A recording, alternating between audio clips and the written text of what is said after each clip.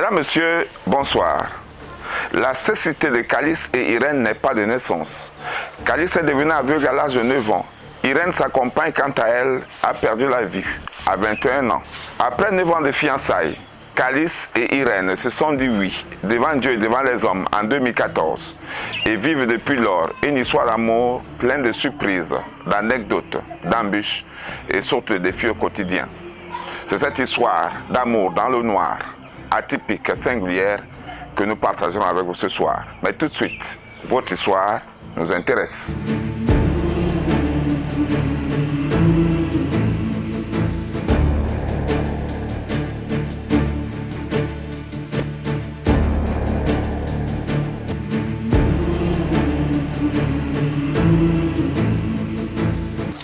Comment êtes-vous devenu aveugle?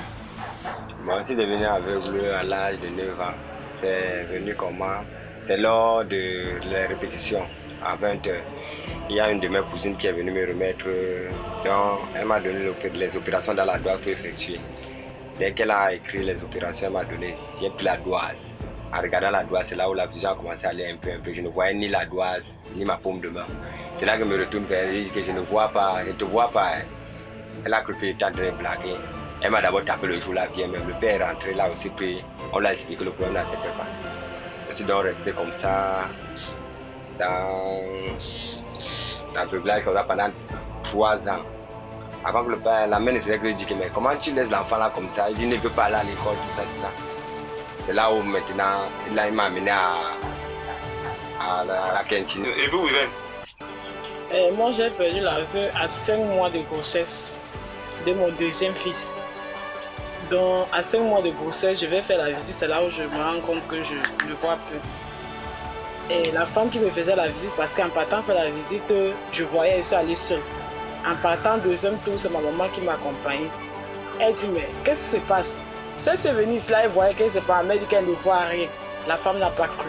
La femme a d'abord déposé le bic. Il y avait beaucoup de femmes qui voulaient aussi faire les visites. Elles ont dit que, mais attendons un peu, tu es en train de nous perdre le temps. Il dit non, il y a quelque chose de très grave ici. Cette femme est venue, ça fait 3 mois aujourd'hui. Elle est venue faire la visite seule. Maintenant, 5e mois, elle ne voit plus c'est comment. C'est là où tout le monde là-bas s'est intéressé. Encore les femmes qui étaient enceintes ont commencé à me poser la question. Alors, je ne pouvais pas répondre parce que j'étais choquée en ce temps.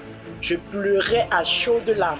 Et quelles ont été les démarches entreprises par vos parents pour remédier à cette situation? Mes parents, parce qu'ils ne pouvaient pas, comme ma maman, ils m'ont trop soutenu, surtout ma mère. Parce que quand j'ai perdu la vue, elle me disait, non, laisse, tu vas voir. Tu vas voir, mais il faut mettre ta foi en Dieu. Donc, comme tu as perdu la vue, tu vas voir, ne te dérange pas. Mais moi, je ne vous mens pas, je voulais même mourir. Parce qu'à un moment, j'ai pris le javet pour boire. Ma maman, parce qu'elle me surveillait toujours. Quand elle me voyait, elle me surveillait toujours. Quand j'ai demandé le javel, elle dit que tu veux faire quoi avec? Elle dit que nous avait trempé la bière. Elle dit non, je ne te donne pas le javel là. Je ne peux pas te donner ça. Elle a dit que non. En tout moment, elle était à côté de moi pour me consoler. Et vous, Calice, vos parents?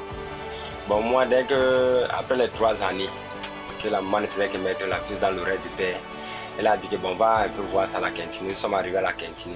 C'était l'heure droite. Et le médecin qu'on a trouvé là, c'était un blanc. Je ne connais pas le nom parce que c'était encore trop petit. Il m'a amené dans une salle. Il m'a couché sur un lit et il a ouvert l'œil. Il m'a d'abord passé à l'appareil. Et après, maintenant, il m'a amené dans la chambre là. Il m'a couché sur un lit. Il a ouvert mon œil. Il a pris l'aiguille. Il a ouvert l'œil. Il a injecté à l'intérieur. Un liquide est sorti. Il a versé dans les gouttelettes. Il a bandé. Dès qu'il a bandé, il a demandé qu'on me ramène dans la chambre. À coucher sur aller me coucher. Le lendemain, on retire la bande.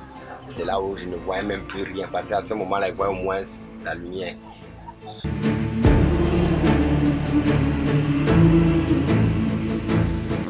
Oui, bonjour, je m'appelle Madame Ehande, épouse Abada, Marie-Jean. Je suis relais administratif dans chef de quartier numéro 7 au bois de Singe à Douala. Mais comment vous les avez rencontrés? Je les avais connus à l'église. Je les ai rencontrés à l'église. Je ne les connaissais pas avant. Bon, je les ai rencontrés à l'église avec... Et ils m'ont dit que... Bref, c'était à la fin du culte. Ils n'avaient pas l'argent de transport pour rentrer. Je les ai pris, je les ai déposés. Et j'ai aussi vu là où ils vivaient. J'ai vu que c'était serré. C'était un peu trop sale là-bas. Donc c'est comme ça que je les ai adoptés parce que elle, sa maman venait souvent la visiter, mais quand Job lui n'avait pas de visite, sa famille l'avait un peu abandonné. Donc il vivait comme ça. J'ai donc tout fait pour que, première des choses, qu'il se marie. Parce qu'il vivait comme ça. Comme ça, ouais. L'officier d'état civil, il m'a dit qu'il ne peut pas marier deux non-voyants. Je lui ai dit que mais eux, ils s'aiment et ils vivent comme ça ensemble depuis sans problème. Il faut qu'il les marie. Mais lui, quel argument il évoquait donc pour dire qu'il ne peut pas marier des non-voyants? Parce qu'il voulait qu'un voie pour pouvoir aider l'autre en cas de besoin. Bon, je lui ai dit qu'ils vivent déjà très bien comme ça. C'est des gens que je suis très très bien. Avant même, ils préparaient dans un petit réchaud avec toi. Et quand ils ont dit qu'ils veulent préparer avec le gaz, moi-même j'ai d'abord eu peur. Mais après, j'ai vu qu'ils sont en train de s'en sortir avec, ils préparent bien au gaz. Le mari fixe bien la bouteille sans problème. Même chez moi, quand il vient et que le gaz est fini, il me fixe la bouteille de gaz. Qu'est-ce que ça vous fait aujourd'hui de les voir vivre de façon harmonieuse malgré leur handicap? Ça m'a fait du bien parce que finalement, il a accepté de les marier et il les a mariés. On a organisé un mariage et parce qu'on était allé voir les parents. Quand les parents de la fille étaient d'accord, on les a mariés. Et moi, j'ai pris le fils aîné avec moi et vit avec moi. Donc, le cadet maintenant vit avec eux ici. Il les aide à faire les petites tâches et il va à l'école. Quel message avez-vous adressé à ceux qui vous regardent en ce moment par rapport à ce couple?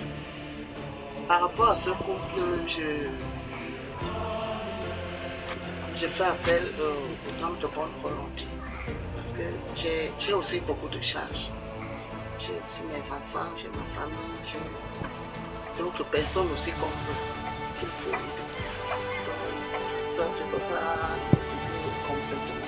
Il y a déjà le fils aîné qui a eu son bac, il est à l'université, il cherche quelque chose. Le travail n'est pas facile au pays. Si quelqu'un peut même seulement m'aider à lui trouver un petit travail pour qu'il vienne aussi en aide à ses parents, ça va beaucoup me soulager. D'accord, merci.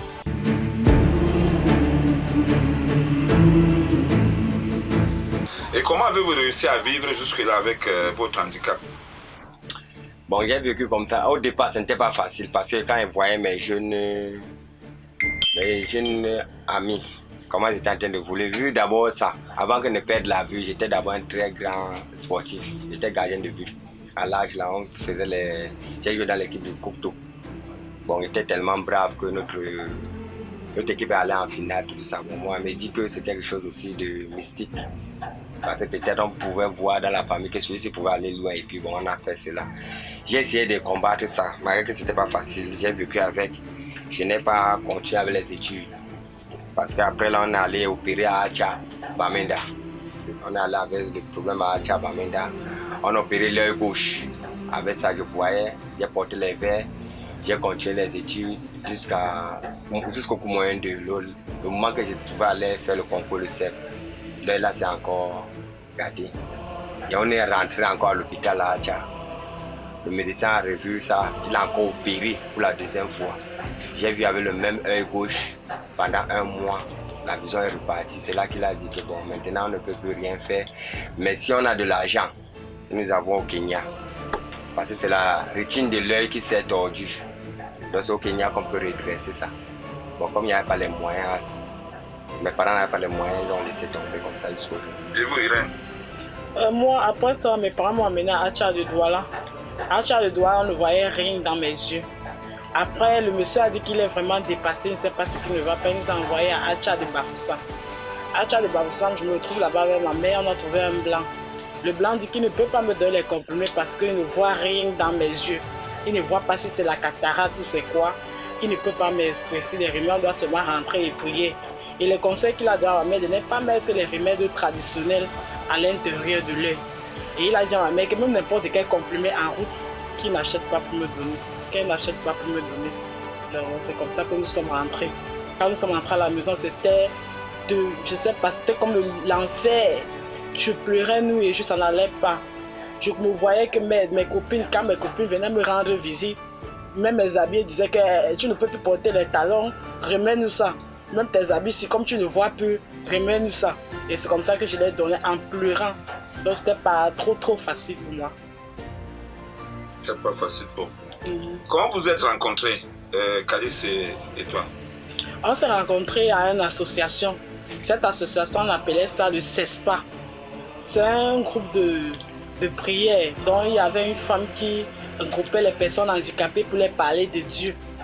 Donc c'est là où on se rencontre. Quand j'arrive, après 3 ans que j'ai fait à la maison, un frère aveugle me rend visite pour me parler de cette association. Et c'est comme ça alors que quand j'arrive là-bas, c'est Calice qui pourrait montrer les gens la mobilité, comment monter les escaliers. Alors quand j'arrive, on dit qu'il y a une nouvelle fille qui est là. Il me dit qui je me représente, il dit que je dois t'apprendre la mobilité, comment monter les escaliers. C'est comme ça qu'il m'apprend la mobilité. Il m'apprend le premier jour, deuxième jour, il me dit, Irène, je ne sais pas ce qui m'est arrivé. La première fois que je t'ai présenté la mobilité, je n'ai pas dormi toute la nuit. Mais moi, je vais te dire ce qui ne va pas. Et c'est là où il me présente qui veut qu'on soit ensemble. Oui, mais Calice, qu'est-ce qui vous a poussé vers Irène? Bon, bref, quand elle a parlé du CESPA, là, on s'était retrouvés là.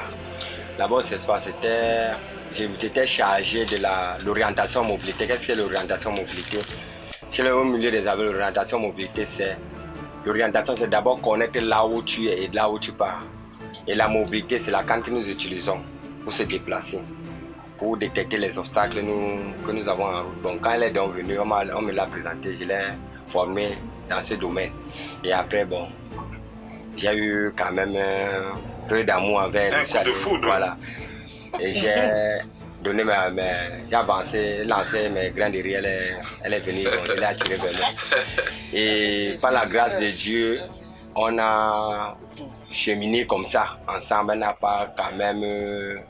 moi, je me disais que c'était impossible parce que j'ai eu quand même une aventure avec les voyants.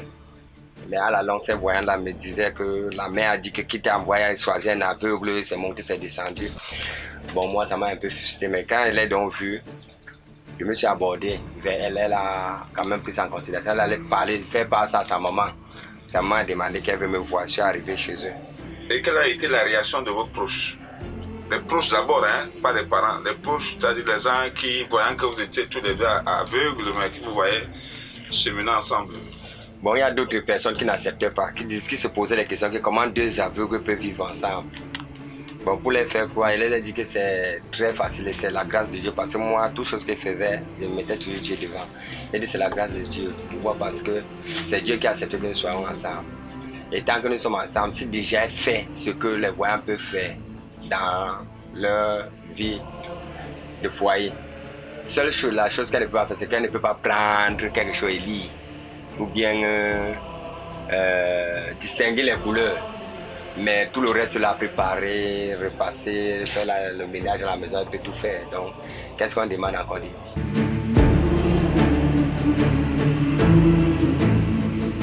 Et un sorcier peut-il rendre quelqu'un aveugle? Justement. Un sorcier peut rendre quelqu'un aveugle. Comment? Il suffit que le sorcier, puisque la médecine conventionnelle ne détermine pas le nombre de corps. Un médecin travaille sur le corps physique. Mais par contre, en spiritualité, l'homme a 7 corps. Et le sorcier s'attaque à sa victime dans la 4e dimension. Et le corps qu'il attaque, c'est le corps astral. Et le corps astral est identique au corps physique. La seule différence, c'est que le corps astral est subtil. Alors, si vous te rendez aveugle, il fait sa projection à la 4e dimension. Je prends un peu l'exemple que ici, avec moi, j'ai avec moi une statuette. Le sorcier, lui, il s'attaque à la 4e dimension. Il ne t'attaque pas physiquement.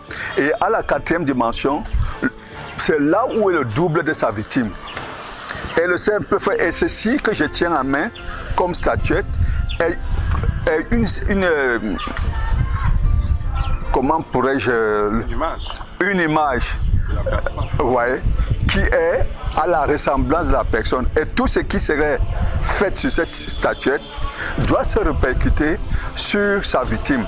Alors pour ce faire, lorsqu'une statuette est fabriquée et baptisée selon certains rituels par le sorcier, dans le monde astral, il essaye à percer les deux yeux de sa victime.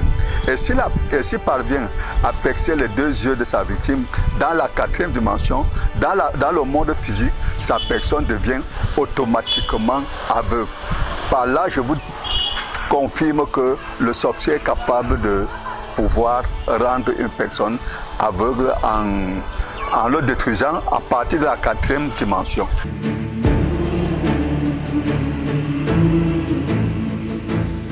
Quand j'ai apporté Caïs, après j'ai d'abord parlé à mon maman. Maman m'a dit que non, je veux d'abord le voir. Quand le premier jour Caïs arrive à la maison, c'est ma mère qui était là, mon père est allé au travail. Alors j'ai présenté ma mère à Caïs. Ma mère a dit que le jeune garçon même me plaît même déjà. Si c'est lui, parce qu'il est même d'abord très vaillant quand je le vois. Oui. Après, quand deuxième tour, j'ai dit à Caïs qu'il faut venir voir mon père parce que je connais mon père, il est trop compliqué. Quand maintenant il est venu voir mon père me dit que tu vas m'emmener n'importe quoi ici, Irène. Donc toi, parmi tous les gens là-bas en route, c'est un non-voyant que toi tu as eu. Non, papa, je ne suis pas là. Et mon papa est parti jusqu'à me chercher un homme, un monsieur de chez nous, que je dois épouser.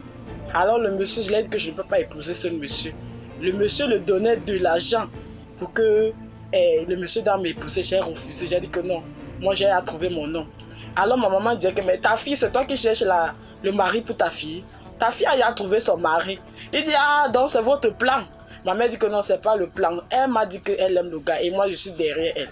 Et c'est comme ça que mon père a dit que comme tu es derrière elle, moi aussi je suis derrière elle. Il ne faut pas que je la donne un homme que après demain on dit que c'est moi qui avais donné. Et c'est comme ça alors que Calis était vraiment aimé dans ma famille.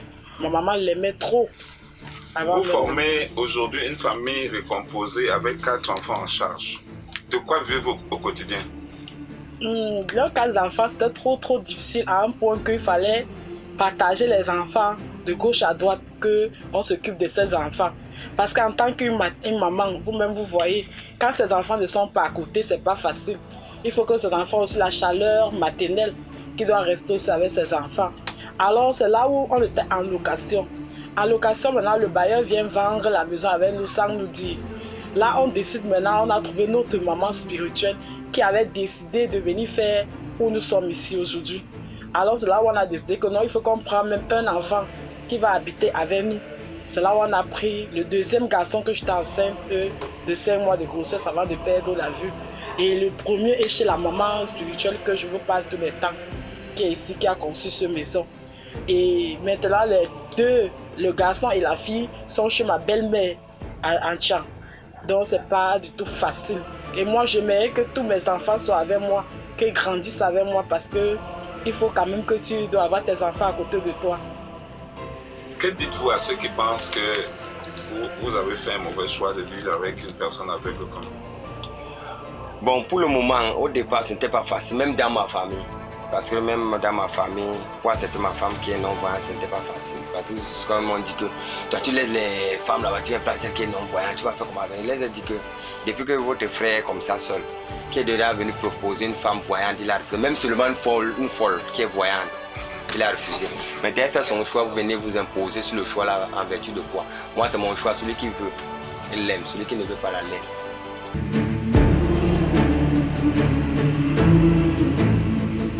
Dites-nous, apôtre, le fait d'être handicapé est-il synonyme de rejet par Dieu?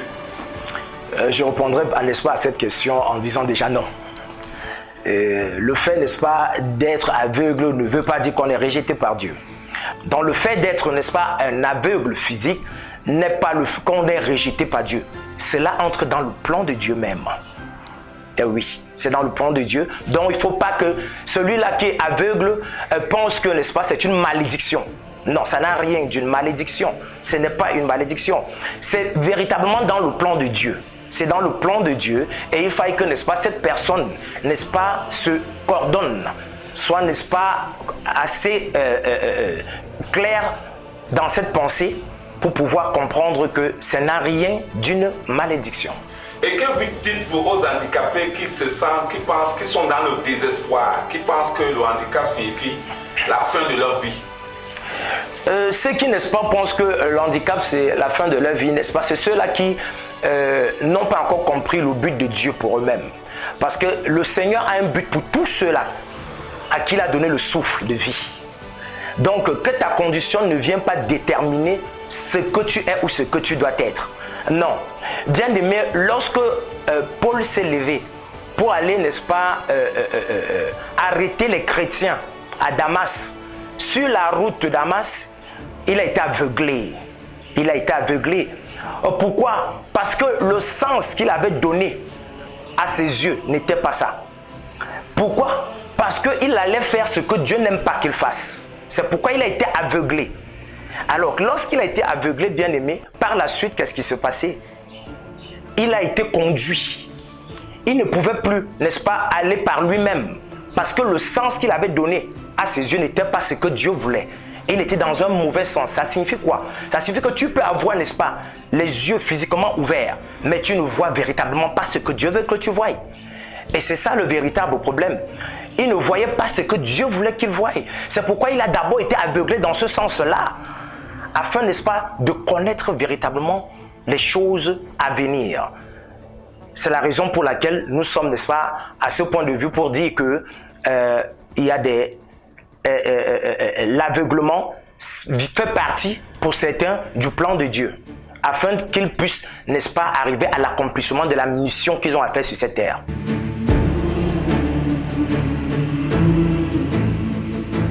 Quelles sont les difficultés auxquelles vous êtes confrontés au quotidien?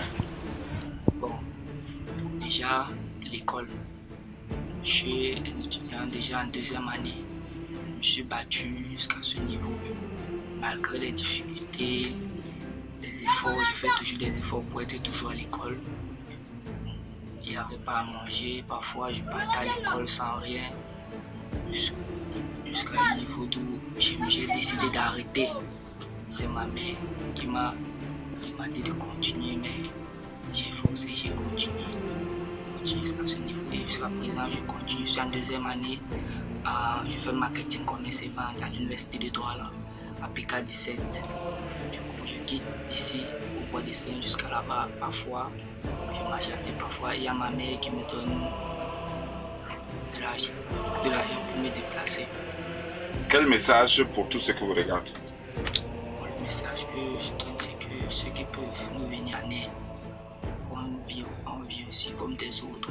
On a de quoi manger et de quoi se déplacer, de quoi vivre ensemble. Parce que mes petits frères et soeurs ne sont pas avec nous. Nous tous sommes avec nous, Malacrane, et moi je suis avec ma maman qui nous a pris, notre maman en Christ, qui s'occupe de nous. Je trouve que le monde puisse aider mes parents parce que pour aller à l'école c'est pas facile, pour payer ma scolarité c'est pas facile.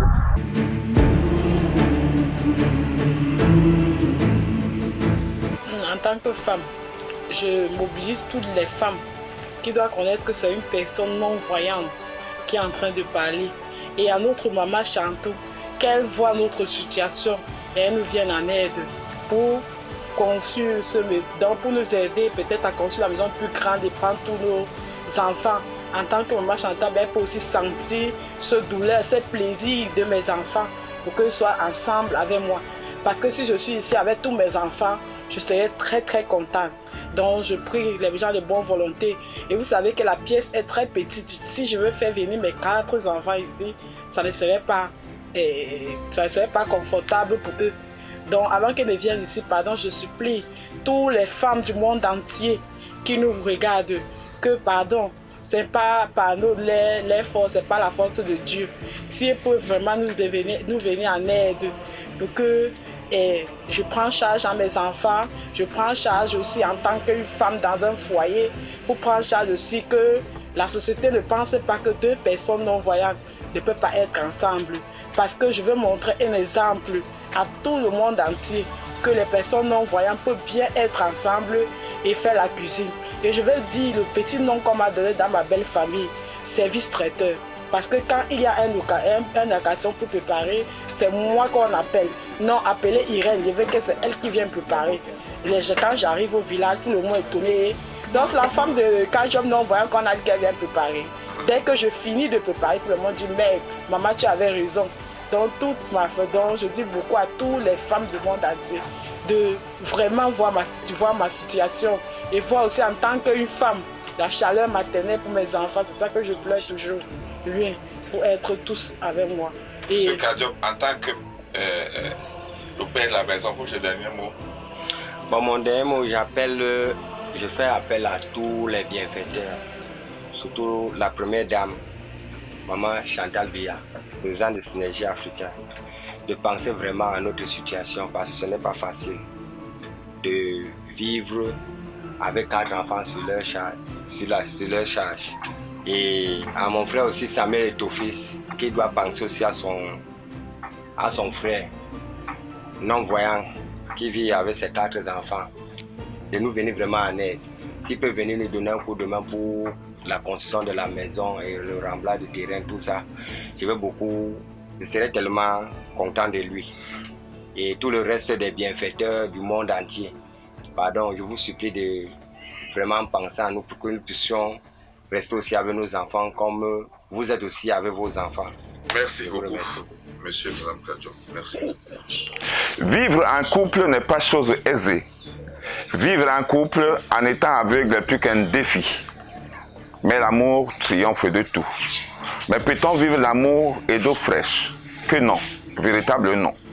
C'est pourquoi, chers téléspectateurs, agissons dès maintenant pour venir en aide à ces couples en détresse qui ne demandent qu'à vivre.